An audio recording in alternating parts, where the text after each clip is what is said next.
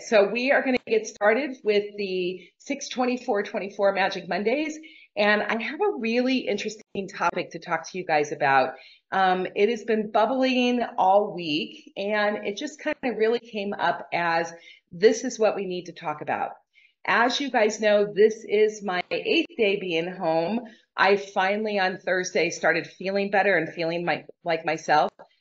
Jet lag, you guys, is a wicked beast, and it can be a very wicked beast. And I never get jet lag going. I always get it coming home. And so it can take me a few days for my body to reorient. I'm always up reading in the middle of the night. And so today, Monday, I feel like myself. I'm back to normal, and I wanted to be able to get back to Magic Mondays where I have a love and learn topic. Okay.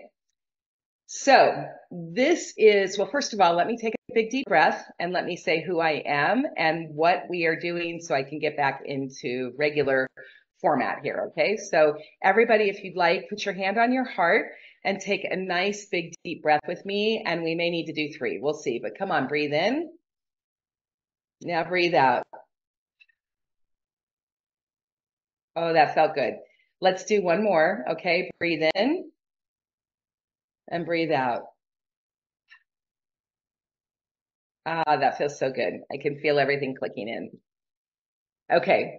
My name is Jen Cushman. I am an empathic intuitive. I am an energy practitioner. I am also a creativity coach, and I am trained in the modalities of neurolinguistic programming, mental emotional release, and hypnotherapy. Okay.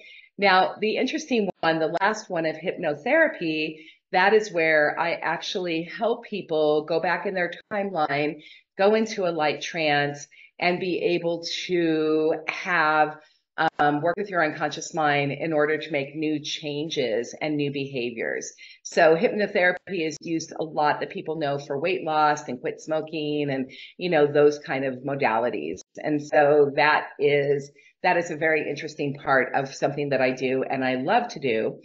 And I use hypnotherapy in a couple of my sessions that I have at soulstarmagic.com.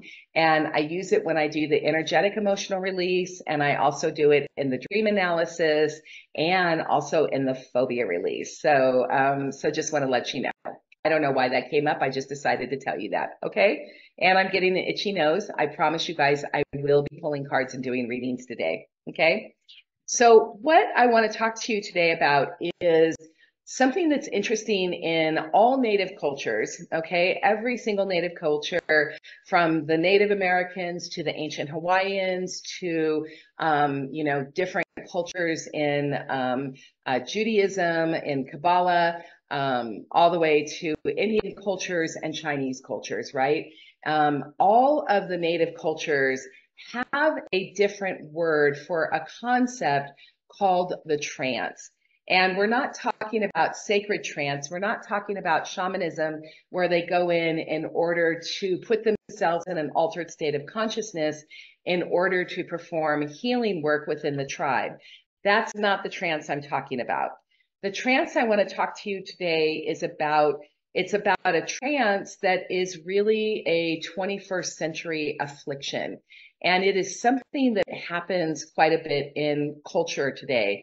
And we are so accustomed to it, particularly in America, that we don't even know that we're in this trance. I liken it to a lobster in the pot is what it is. And I've been there, so I feel very well versed in being able to talk about this trance and also how I became aware of my trance and how I got out of my trance. And so the best analogy I can give to you is that with my physical health and some of the things that were going on with my career and other things, I was just in a space that I wasn't feeling very well. I wasn't feeling like myself. And things were just, I was just kind of going through my days. I was going through the motions, right? I would get up, I would get breakfast, I would, get my coffee, and I would get to work. And then I would work all day long, and then I would finish with work, and then I would come home, or I was working from home, I would go from my office to the other one, and then I would make dinner for the family, check my email, get on social media, get on Instagram, and then maybe watch TV, go to bed, do it all over again. And then I would live for the weekends, where on the weekends I would end up having to do house chores or catch up from the week of working. So that is really the trance I'm talking about. And coming back from Europe, particularly living in a very beautiful rural setting for the last month and really facilitating retreats for people, one of the things I really realized is the importance of understanding that we could very well be in a trance. And that's what I want to talk to you about today. Okay. So I know in some cultures it's called the Wetiko trance, other cultures it's the Inago trance. I'm not sure what it is in Judaism and ancient Judaism and other things, but just know that it's the trance. Okay.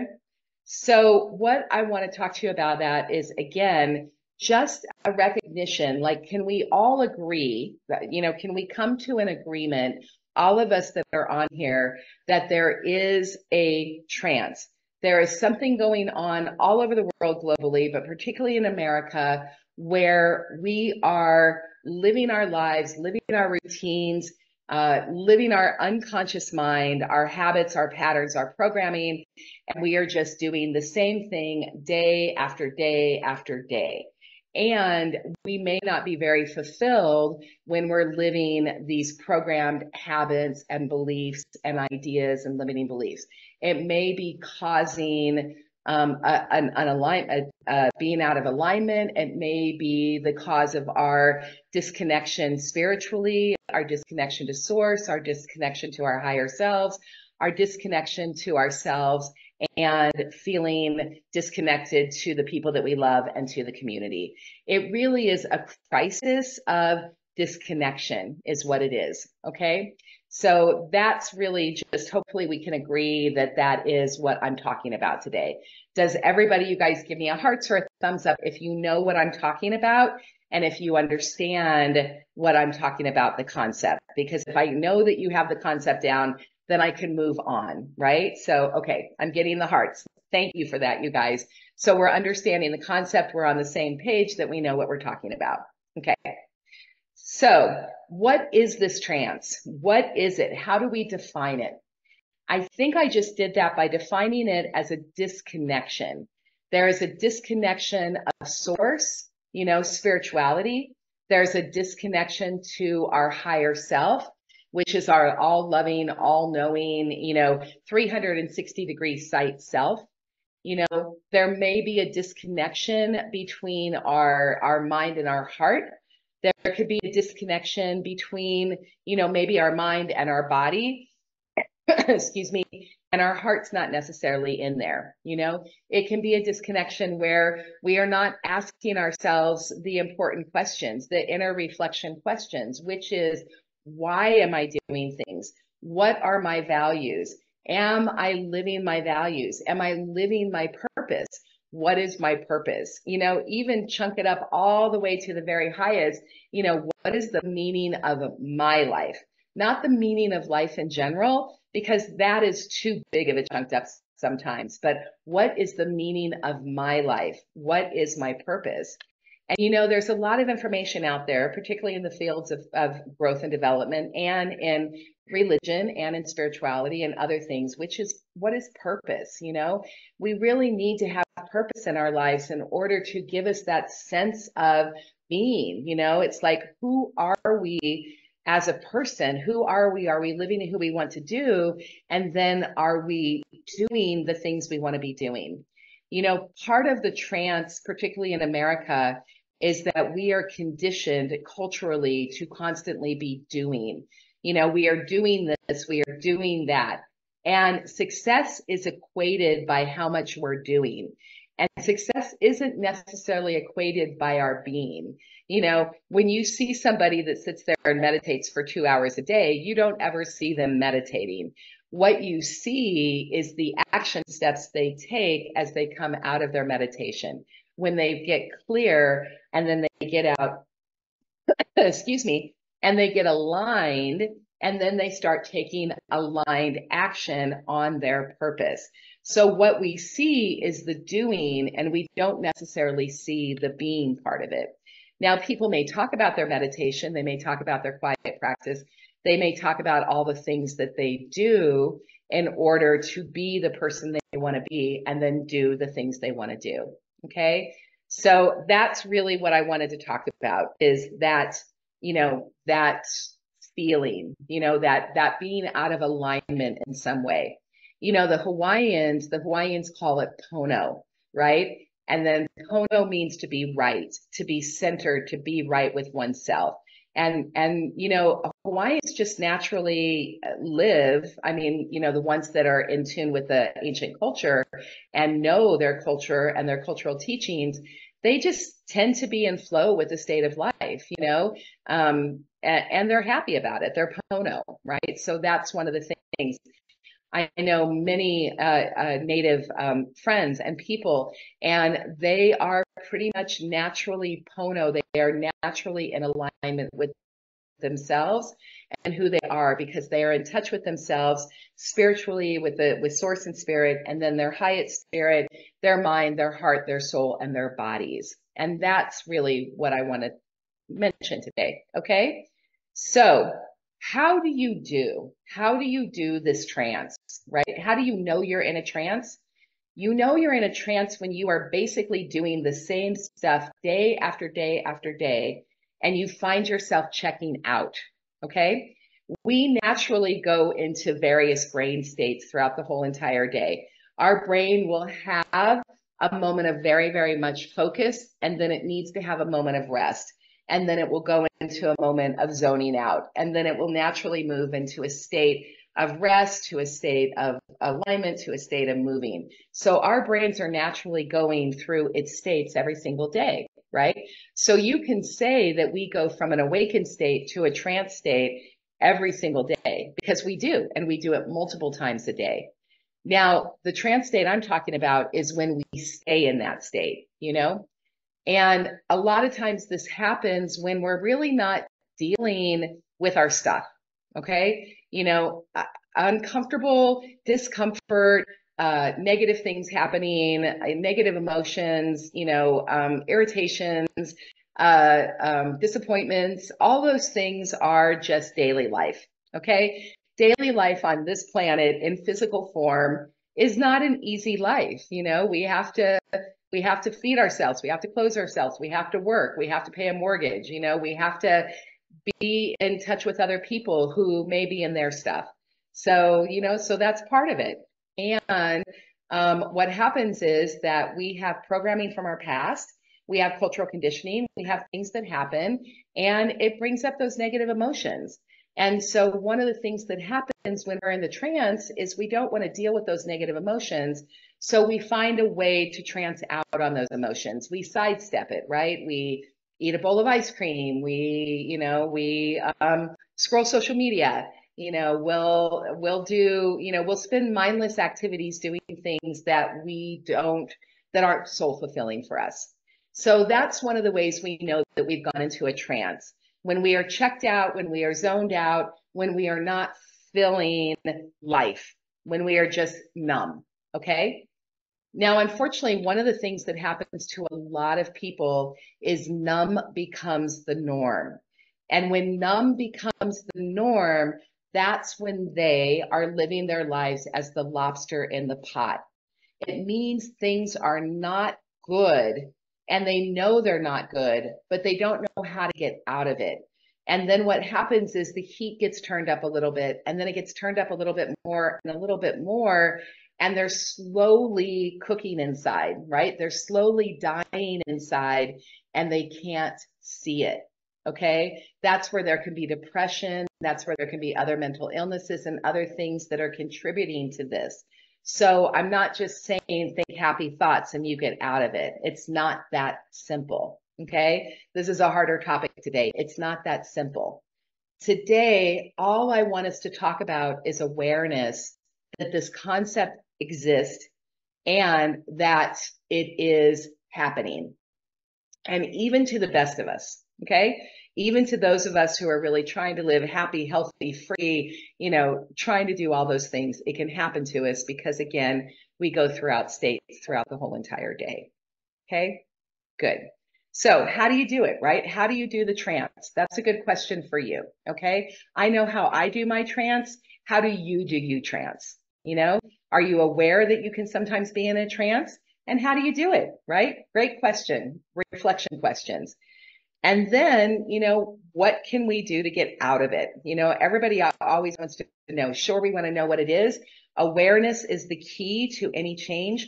We must be aware of our thoughts in order to be aware of our behaviors, in order to be aware of the actions we take or we don't take, the decisions we make or we don't make. Awareness is the beginning point and it's the key of everything. Okay, so that's awareness. Now, the other part of that is to make a decision.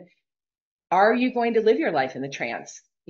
Are you going to live your life understanding that you may be at a point in your life where you're the lobster in the pot? I came to a period in my life after my parents died, when my career needed to change, when my whole entire physical health needed to change. And what happened is the awareness came that I was so uncomfortable that I didn't want to live my life in that uncomfortable feeling anymore. And I can continue to blame other people for all the reasons why I was uncomfortable. Like I could continue to be mad at my mom and dad because they left me and they crossed over and they died, which of course I know now they just crossed over. Okay. They're always with me, but I could be mad at my bosses. I could be mad at my job. I could be mad about the amount of work I had to do. There were so many things that I could point the finger at other people for blame and blame them for the reason why I was the lobster in the pot. Or I could be aware that those were disempowering thoughts, disempowering actions, disempowering responses that were coming through unconditional trauma, that were coming from trauma. And in my unconditional, in my unconscious mind had create patterns and strategies and conditioning for me to be able to do it. So ultimately, I had to make the decision to either be disempowered or be empowered.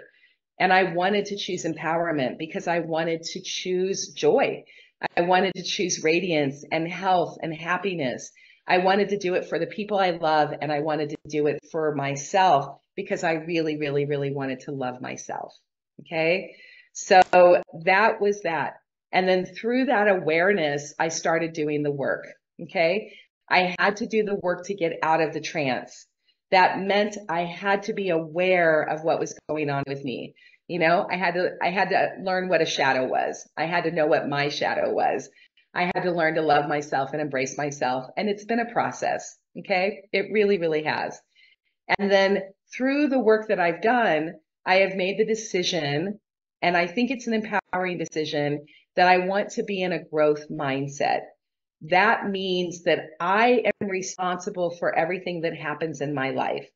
Now, I understand that I may be in the wrong place at the right time, at the wrong time, right? I may be in the right place at the right time. Hopefully, I'm in the right place at the right time more than I'm in the wrong place at the wrong time. But chance does happen. People say, I hear this saying a lot, that everything happens for a reason. And I'm a little like, yes and no. I think that there's a reason for everything. There's a lesson to be learned or a blessing in everything. But I don't know if we are predestined sometimes to be exactly where we are. I think that chance can happen. Okay, that's just my opinion. And again, how I respond to whatever is happening outside of me is also how I respond to everything that is happening inside of me. And so everything ultimately is my responsibility, because if it's in my field of awareness, it is somehow meant for me. That's my belief system. Okay. And I also believe it's an empowering belief system. So the other thing about it is, I want to be in this growth mindset. I want to learn. I want to experience. I want to enjoy. And so part of being in the growth mindset is understanding that there are dichotomies. Okay. So if we are going to want to experience joy and pleasure and excitement and love, on the other end of that spectrum is going to be pain and agony and suffering and hate, all things are in the spectrum. If there's this spectrum on one side, there's this spectrum on the other side. And recognizing that there's a spectrum going on is also part of getting out of the trance. Understanding that it's my life and other people who love me can help me, but it's my life and only I can walk it. Only I can make the decisions of it. That's like finding the space in between those dichotomies. Okay. So knowing that I want to have very cool experiences in my life, like going to France, like expanding my business, like, creating a family business. That's a huge dream of mine, is to create a family business, because I love having my family with me. And if I want to create the finances and the structure and the way for them to be with me, if they want to be with me. Now, if my kids want to go off and do something else, I'm perfectly fine for that. And I would also see the dichotomy. If they want to be their own people and do their own thing, I'm fine with that. And if they want to be in the family business, I'd like to create the structure for it. And then there's the spectrum somewhere in between. Okay. So back to this thing. So if there's going to be experiences, if I'm constant creating new experiences for myself, right, I have to understand there's a dichotomy. I have to understand that some experiences are going to be off the chart amazing, and some experiences are going to be really, really low. And if I'm in a state of empowerment, if I'm in a state of awareness and awakeness and aliveness, then I understand that on some level I choose it. I want it, right? I want to experience it all, because I want to carpe diem. I want to suck the marrow out of life. And if you want to suck the marrow out of life, you have to understand that you're like saying yes, you're giving life a full on yes. And if you give life a full on yes, you're telling the universe, hand it to me, baby, give it to me. I want it all, And then what we have to do is we have to learn the tools, the coping tools, and the other skills that when you get it all, right, when you get the dichotomy of the not the best or not the greatest, I have the skills for resilience, recovery, the ability to learn the lesson in it and get back on track. So, that's all part of living outside of the trance. Okay. So one of the things I just want to tell you about that is that in order to get out of the trance for yourself, if you're in it, or anybody else, or if you find yourself going in and out of it, what really helps is to embrace discomfort, to understand that there is going to be discomfort in life and embrace it. Because we definitely have suffering, we see suffering, but whether we choose to suffer in the middle of it is really a choice. I mean, we have to go through it, right? The only way out is through, and we have to go through it. But how we respond to it, the tools we have at our disposal, how quickly we're able to access and utilize those tools is how quickly we're able to move through it. Okay. So awareness, growth mindset, understanding that I'm looking at my notes, you guys, understanding that there's going to be discomfort, embracing the discomfort, knowing that out of these things is change, and then knowing that the way we handle change with a positive mindset is transformation. And then the really, really important thing on the other side is having faith that there is something better on the end of it. Having faith that source and spirit are with us, that our guides and angels are with us, that, God, the universe, source, spirit, divine love, divine presence really wants to see us succeed, because divine source experiences itself and the many aspects of itself through us. So divine spirit, divine source doesn't want to fail. Divine spirit wants to succeed. And so I believe that source, spirit, God, everything is always setting us up for success, so we can learn and grow through our challenges. Okay.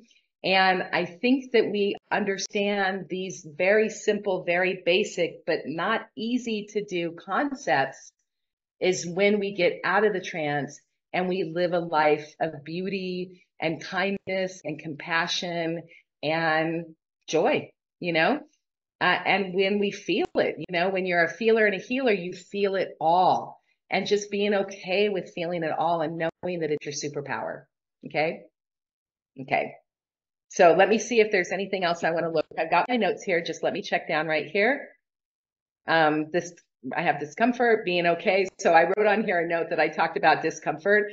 I actually wrote being in your shit. So I don't know if I'm going to get dinged on social media for using the SH word, but being in your stuff. Okay. So remember, I've talked to this a lot. When your stuff comes up, and trust me, my stuff came up over the last month that I was in, and the people around me stuff came up. How can it not? You're out of the trance, right? We took ourselves out of the trance. We took ourselves out of daily life. We took ourselves out of our comfort zone. We put ourselves in an amazing place that was beautiful and incredible. You know, we gave ourselves the opportunity to do art and learn and grow. And yet we took ourselves out of our comfort zone, which means there's going to be discomfort, which means our stuff is going to come up, right? So remember, I've told you that what I love about the Hawaiian culture and the teaching is that the Hawaiians celebrate when your discomfort comes up. It celebrates when your stuff comes up. So getting out of the trance means being aware of your stuff coming up and celebrating your stuff coming up. Okay? Not easy to do. Simple to talk about, simple to say, not easy to do. Okay? That's the way that works. And then take responsibility. That's us and not somebody else. And, you know, and if you can't change the other person because they're so stuck in their stuff, then you can't change the other person. You know, we can't change anybody. We can't change anybody but ourselves. And it's a bummer when their stuff affects our stuff, right? That's the way communication works. That's the way relationship works. You know, it's really easy to be spiritual when you're a monk in a cave all by yourself. It's not so easy to be spiritual when you're in the middle of a family and everybody's yelling, right? that's when you need to rely on your spirituality, because that's when you need it. Okay. Okay. So I think that's good. So I would like to, I'll talk more about the trance and handling the trance and other stuff in the future. But really today, I think I just wanted to go over with my inner reflections and stuff is that, you know, my last month, I experienced such high highs, and I had experiences of low lows. And I relish all of it. I got to experience the full range of my own humanity. And in my stuff, in my humanity, I got to work my tools and transform it and have a real life experience of being a human being, having a spiritual experience, and being a spiritual being, having a human experience, and merging the two of those things together and really testing myself to see, am I going to go back into trance in the hard times?